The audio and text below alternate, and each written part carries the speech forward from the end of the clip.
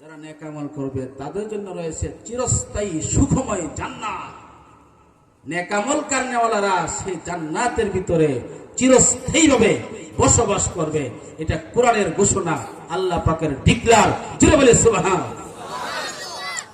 আলা ইন্না আউলিয়া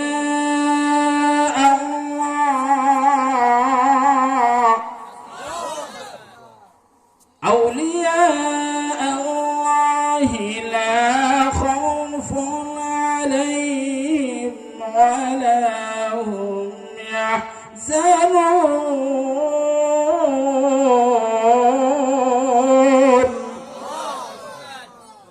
আলা এটা হরফে তামবি, সামনের কথার প্রতি মনোযোগী সৃষ্টি করার জন্য আলা শব্দটা আসে।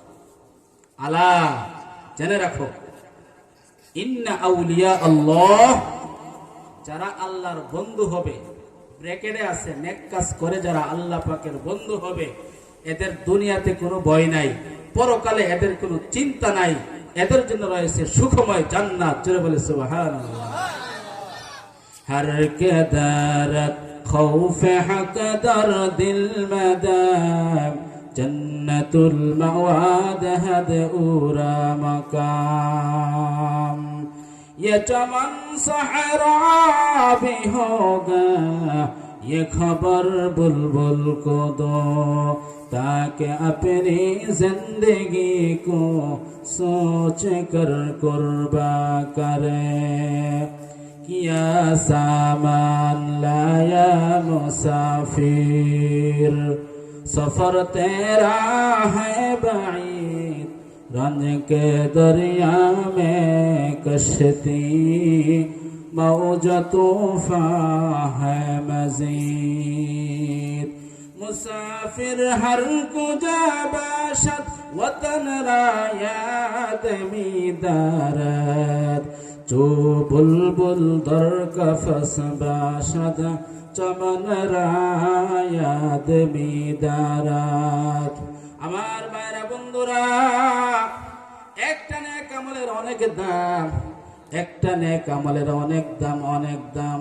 কাল কিয়ামতের ময়দানে একটা নেক আমলের জন্য যদি তোমার গুনার পাল্লাটা ভারী হয় গো, জাহান্নাম ছাড়া কোনো উপায় থাকবে না, উপায় থাকবে না। আমার ভাইরা বন্ধুরা রে, একটা নেক আমলের জন্য যদি তোমার নেকের পাল্লাটা ভারী হয়ে যায়, আল্লাহর বিধান মতে তোমার ঠিকানা হবে চিরস্থায়ী জান্নাত। জোরে সুরে বলেন সুবহানাল্লাহ। এখানে পোস্টারে যাওয়া আছে কবরবাসীর মাগফিরাত। আপনারা কি জানেন কবরের ভিতরে একটা মানুষ কি অবস্থায় থাকে? খুলেন হাদিস। قال رسول الله صلى الله عليه وسلم ما الميت في القبر كالغريق المتغوص ينتظر دعوة تلحقه من أب أو أخ إلى آخر الحديث أو كما قال النبي عليه الصلاة والسلام।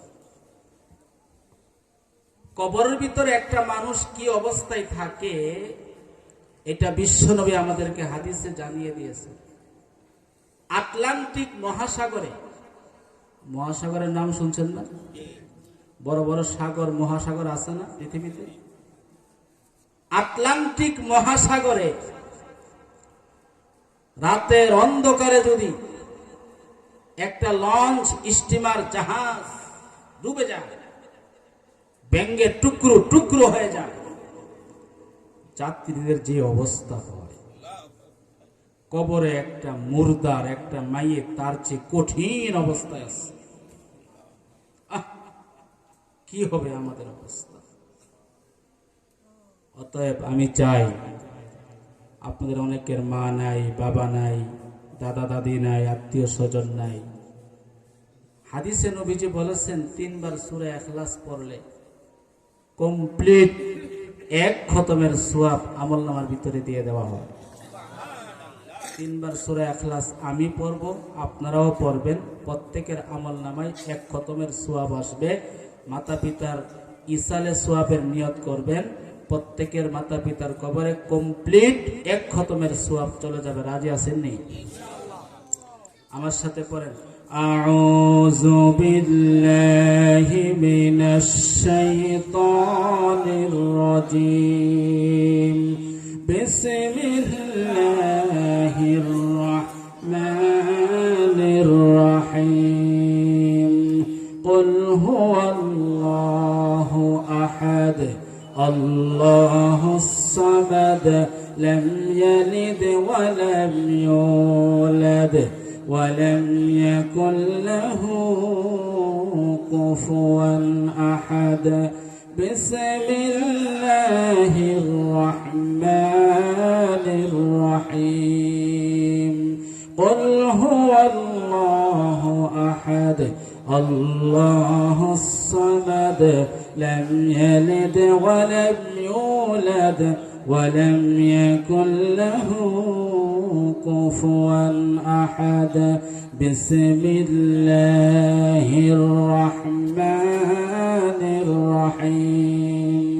قل هو الله أحد الله الصمد لم يلد ولم يولد ولم يكن له كفوا أحد. সকলে বলেন আলহামদুলিল্লাহ। আপনাদের আওয়াজ এমন হয় আপনারা এক সপ্তাহ ধরে খানা খান না। আলহামদুলিল্লাহ জোরে বলেন, আরো জোরে আলহামদুলিল্লাহ বলেন। আল্লাহু আকবার, নারায়ে তাকবীর, নারায়ে তাকবীর।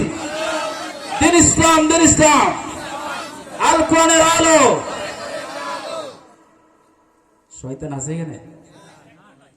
কত দূর গেছে? আপনার কি আমার প্রতি রাগ হইতেছেন নাকি? আলহামদুলিল্লাহ জোরে কেন বলতে বললাম, এই যে আমার সাথে পড়লেন, আমিও পড়লাম, আপনারাও পড়লেন, প্রত্যেকের আমল নামায় কমপ্লিট এক খতমের সওয়াব আল্লাহ দিয়ে দিচ্ছে। তো নেক কাজ করলে আলহামদুলিল্লাহ কেমন লাগে না? যাদের মাতা পিতা কবরে, তাদের নিয়ত করার সাথে সাথে আল্লাহ পাক স্পেশাল ভাবে অগ্রিম তাদের কবরের ভিতরে এক খতমের সওয়াব আল্লাহ দিয়ে দিচ্ছে। মাহফিলে আসার পরে লস হয়েছে না লাভ হয়েছে? আওয়াজ দিয়ে বলেন লস না লাভ?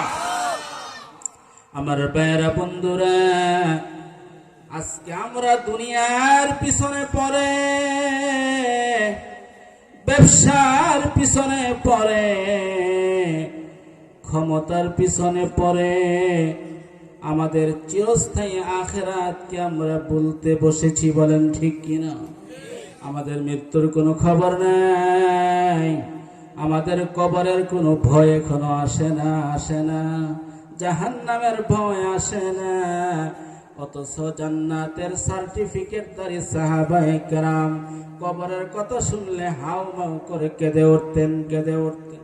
ভাইয়েরা বন্ধুরা, আজকে আমরা দুনিয়ার পিছনে পড়ে, ব্যবসা বাণিজ্যের পিছনে পড়ে, ক্ষেত খামারের পিছনে পড়ে গো, কবরের কথা ভুলে গেছি, জাহান্নামের কথা ভুলে গেছি। আমাদের কবরের কথা স্মরণ আসে না, জাহান্নামের কথা আমাদের স্মরণে আসে না। জাহান্নামের শাস্তির কথা শুনলে আমাদের মনে তো শক্ত হয়ে গেছে, মনটা নরম হয় না। রে মুমিন, আজকের কোরআনের তাফসীরের মাহফিলে মনটা একটু নরম করে দাও, মনটা একটু নরম করে দাও রে ভাই। বলা যায় না কোন কথাটা তোমার ভিতরে আসর করে, কোন কথাটা তোমার ভিতরে ঢুকে যায়, ওই কথাটার উসিলায় তোমার জীবনটা পরিবর্তন হয়। আল্লাহ পাক তোমাকে একটা জান্নাতি জীবন দান করতে পারেন। জোরে বলেন আমিন। ঈসা নবীর নাম শুনছেন আপনারা? আওয়াজ দিয়ে বলেন শুনছেন নি? দেবিদ্বারে পৌরসভার মেয়র ছিল, বলে মন্ত্রী, প্রেসিডেন্ট, ভারতের প্রেসিডেন্ট। মাশাআল্লাহ, সবাই সজাগ দেখা যায়। ঈসা রূহুল্লাহ, আল্লাহর একজন বড় পয়গম্বর, বড় রাসূল, বড় নবী। একবার সফরে বের হয়েছেন, সফর ভ্রমণ। একটা যুবক কয়, হুজুর আমি আপনার খেদমতে থাকতে চাই। ঈসা আলাইহিস সালাম বলেন, ঠিক আছে চলো, আমার সাথে একজন সঙ্গী হইলে তো ভালো হয়। আল্লাহর পয়গম্বর ঈসা রূহুল্লাহ আলাইহিস সালাতু ওয়াস সালাম লোকটাকে সাথে নিয়ে, সাথে 3টা রুটি ছিল, তিনটা রুটি সাথে করে আল্লাহর পয়গম্বর ঈসা লোকটাকে নিয়ে সফরে রওনা হয়ে গেছেন, ভ্রমণে রওনা হয়ে গেছে। কিছু দূর যাওয়ার পরে ঈসা রূহুল্লাহ বলেন, রে ভাই খিদা পেয়েছে, রুটিগুলো আনো, আমরা একটু নাস্তাটা করে নেই। আল্লাহর পয়গম্বর ঈসা রূহুল্লাহ ওই লোকটাকে বসে নিয়ে নাস্তা করতে বসলেন। আওয়াজ দিয়ে বলেন, রুটির সাথে কয়টা ছিল? আরো জোরে বলেন, কয়টা ছিল? দুইজনে 2টা রুটি খেলো। আর কয়টা আছে? জোরে কয়টা? ঈসা রূহুল্লাহ প্রস্রাব কিংবা পায়খানা করার জন্য একটু দূরে গেলেন, আড়ালে গেলেন। এসে দেখেন তৃতীয় রুটিটা নাই। ওই লোকটাকে জিজ্ঞেস করেন, রে ভাই বলো দেখি তৃতীয় রুটিটা কোথায় গেল? ওই লোকটা বলে, হুজুর আমি জানি না তৃতীয় রুটিটা কোথায় গেছে, আমি জানি না। ঈসা নবী ভদ্র মানুষ, তর্ক করলেন না, কথা বাড়ালেন না।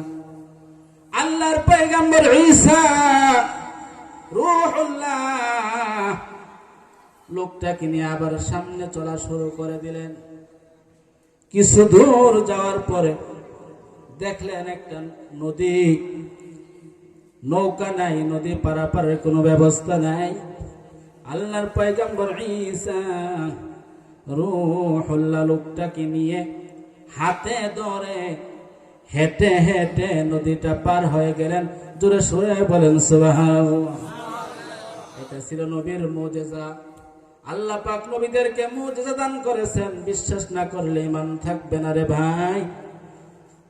এবারে ঈসা রূহুল্লাহ লোকটাকে ডাক দিয়ে কয়, রে ভাই যুবক, ওই আল্লাহর কসম দিয়ে বলি যে আল্লাহ আমাদেরকে হেঁটে হেঁটে নদীটা পার করাইয়া দিলেন, ওই আল্লাহর কসম বলো দেখি তৃতীয় রুটিটা কোথায়?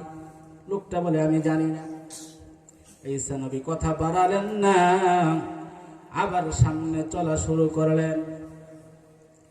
কিছু দূর যাওয়ার পরে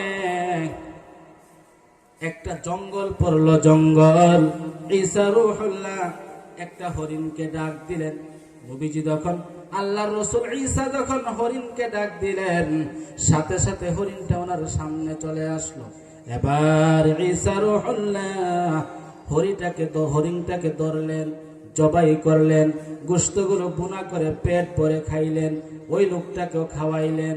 যে হাড্ডিগুলো ছিল, হাড্ডিগুলো যখন দূরে ফেলে দিলেন, আল্লাহর হুকুমে হাড্ডিগুলো থেকে জীবন্ত হরিণ হয়ে দৌড়িয়ে জঙ্গলে চলে গেল। এবার ঈসা রূহুল্লাহ লোকটাকে ডাক দেবে, রে ভাই ওই আল্লাহর কসম যে আল্লাহ আমাকে এত বড় মুজিজা দেখাইছে, তোমাকে দেখাইছেন, হরিণ খাওয়ার পরে আবার হরিণটা জীবিত হয়ে চলে গেল, বলো দেখি রে, ওই আল্লাহর কসম দিয়ে বলি বলো দেখি তৃতীয় রুটিটা কোথায়? লোকটা বলে, আমি জানি না। এবার ঈসা রূহুল্লাহ আবার সামনে অগ্রসর হলেন। সামনে গিয়ে একটা পাহাড় আসলো, কিছু বালি তিনি একসাথে করলেন পাহাড়ের পাদদেশে, পাহাড়ের পাশে। আল্লাহর কাছে দোয়া করলেন, মহান আল্লাহ ঈসা নবীর দুয়ার বরকতে বালুগুলোকে আল্লাহ স্বর্ণ বানিয়ে দিলে। বালুরে স্বর্ণ বানানোর ক্ষমতা আল্লাহর আসেনি? বিশ্বাস হয়নি আপনাদের? একটা দলিল দেই ফাঁকি দিয়া, এই যে আপনারা ভাত মাছ গোস্ত এগুলো খান, 5-6 ঘন্টা পরে খাবারগুলো কি স্বর্ণ হয় না ময়লা হয়? এই ময়লাটা কে বানাইলো? আল্লাহর হুকুমে হয়ে গেছে, ঠিক না? ঈসা রূহুল্লাহ আল্লাহর কাছে দোয়া করার সাথে সাথে স্বর্ণগুলো, ওই বালুগুলো স্বর্ণ হয়ে গেল। এবার ঈসা রূহুল্লাহ ওই স্বর্ণগুলোকে 3টা ভাগ করলেন।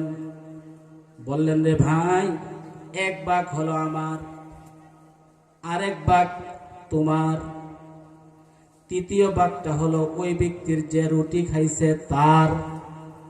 লোকটা লাভ দিয়ে কে, হুজুর বিয়া তুমি মাফ করেন, 3য় রুটিটা আমি খাইছি, ভাগটা আমার দিয়ে লাভ। কথা বুঝেননি? এতক্ষণ কি সত্য কথা বলছে না মিথ্যা বলছে? এবার ঈসা রূহুল্লাহ রাগ হয়ে গেলেন। রে যুবক প্রতারক, এতক্ষণ ধরে তোকে বললাম কেন স্বীকার করো নাই? কেন আমার সাথে মিথ্যা বললা? আমি নবী কোনো মিথ্যুককে সাথে নিব না। আমার ভাগটাও তোমার, তোমারটাও তোমার, 3য় ভাগটাও তোমার, সবগুলো স্বর্ণ তোমার। সব স্বর্ণ নিয়ে আমার থেকে দূরে সরে যা। আমি তো প্রতারক, মিথ্যুকে নিয়ে আর সামনে সফর করব না। ঈসা রূহুল্লাহ সবগুলো স্বর্ণ যুবককে দিয়া একা একা সামনের দিকে হাঁটতে শুরু করে দিলেন। এবার পাহাড়ের উপর থেকে 2 জন ডাকাত, এই কথাটা যে কিতাবে আছে, কিতাবের নাম মুকাশাফাতুল কুলুব, লেখক ইমাম আবু হামেদ মুহাম্মদ ইবনে মুহাম্মদ আল গাজালি রহিমাহুল্লাহু তাআলা। গাজ্জালির নাম শুনছেন না আপনারা? এই উচ্চারণটা ভুল, এটা গাজ্জালি না, গাজালি। অনেক বড় ইমাম, অনেক বড় মুহাদ্দিস, অনেক বড় সুফি, অনেক বড় আল্লাহর ওলি আবু হামেদ মুহাম্মদ ইবনে মুহাম্মদ আল গাজালি রহিমাহুল্লাহু তাআলা। উনি লিখছেন এই কথাটা ওনার কিতাব মুকাশাফাতুল কুলুবের ভিতরে। আমার ভাইরা বন্ধুরা, পাহাড় থেকে 2 জন ডাকাত লক্ষ্য করে দেখলো একটা মানুষ বসে আছে, তার সামনে এতগুলো স্বর্ণ। আমরা সারাদিন ডাকাতি করে কি পাই? এই লোকটা এতগুলো স্বর্ণ নিয়ে যাবে রে, এটা তো সহ্য করা যায় না। লোকটাকে হত্যা করে আমরা স্বর্ণগুলো নিয়ে যাই। 2 ডাকাত এই পরিকল্পনা করে পাহাড় থেকে দৌড়িয়ে এসেছে। এই যুবক ভাবলো ডাকাত তো আমাকে মেরে ফেলবে। ওই যুবক বলে, রে ভাই, ক্ষমা চাই, মাফ চাই, আমাকে হত্যা করো না। চলো স্বর্ণগুলো আমরা 3 জন ভাগ করে নিয়ে যাই, আমাকে তোমরা মেরো না। ডাকাত বলল, ঠিক আছে, ভাগ কর। ভাগ করার আগে আমরা সারাদিন ক্ষুধার্ত, কোনো খানা খাই নাই, বাজারে যা নাস্তা নিয়ে আয়। ওই যুবকটা বাজারে যাচ্ছে নাস্তা আনার জন্যে। রাস্তার ভিতরে মনে মনে চিন্তা করে, আমি যদি রুটির ভিতরে বিষ মিশাইয়া নিয়ে আসি, তাহলে এই 2 জন ডাকাত খাবে। বিষ মিশ্রিত রুটি খেয়ে 2 জন ডাকাত মারা যাবে, সবগুলো স্বর্ণ আমি পেয়ে যাব। আর এই 2 জন ডাকাত বসে বসে চিন্তা করে গো, লোকটা আসার পরে তাকে আমরা যৌথ আক্রমণ করে হত্যা করে ফেলব। স্বর্ণের ভাগ আমাদের বেশি হবে, 2 ভাগ হবে। এই পরিকল্পনা নিয়ে বসে আছে। ওই যুবক পরিকল্পনা মতো ওই রুটির ভিতরে বিষ মিশাইয়া বাজার থেকে নিয়ে আসছে। এবার 2 জন ডাকাত ওই যুবকটাকে আক্রমণ করে, যৌথ আক্রমণ করে তাকে হত্যা করে ফেলল। এবার 2 ডাকাত খুশি, 2 জন ডাকাত এবার খুশি।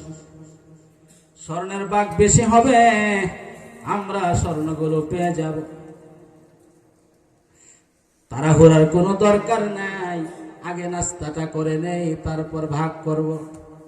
দুইজন ডাকাত ওই বিষ মিশ্রিত রুটিটা যখন খাইল, অল্প সময়ের ভিতরে ছটফট করতে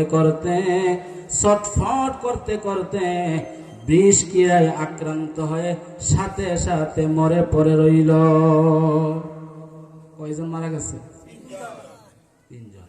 আল্লাহর পয়গম্বর ঈসা রূহুল্লাহ আলাইহিস সালাতু ওয়াস সালাম সফর শেষ করে আবার যখন আসতেছিলেন, এসে দেখে স্বর্ণের জায়গায় স্বর্ণ পড়ে আছে রে, সাথে 3টা লাশ পড়ে আছে।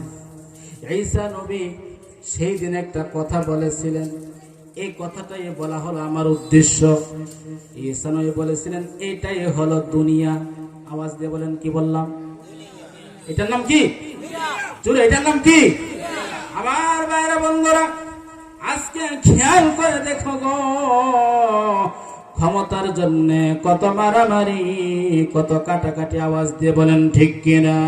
ক্ষমতার জন্য কত মানুষ খুন হয়, কত নিরপরাধ মানুষের কবর হয়। জায়গার জন্য, জমির জন্য, আইল নিয়ে, লাইল নিয়ে কত মারামারি হয় রে মুমিন।